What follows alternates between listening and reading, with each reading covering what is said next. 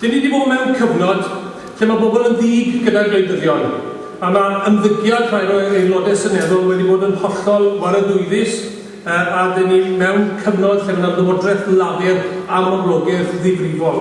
A mae hynny'n dod â dyletswyddau eu hunain. Mae yna dyletswyddau ni ail-enni'n parch cymdeithas, ail-enni'n parch yr etholwyr. Mae rhaid ni gynnig cyfeiriad a gyrweiniad newydd a ffres. Mae rhaid i ni osgoi ymgyrchu negyddol, a mae rhaid i ni roi rheswm positif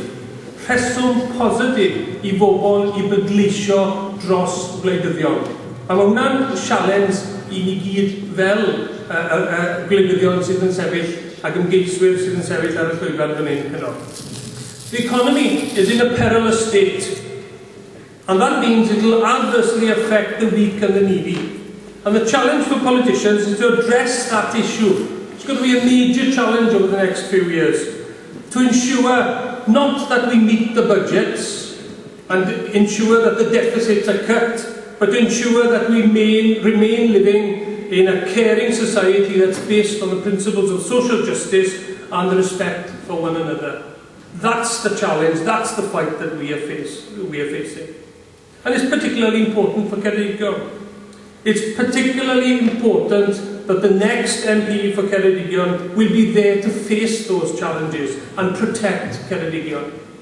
Now, my party, Plaid Cymru, has laid down some policies that we think are vitally important to ensure that goal, or those goals. Firstly, we need a fair funding formula. The Barnett formula is outdated. We are losing money, 300 million a year, which we need to develop our services here in Wales, and that is something that needs to be addressed.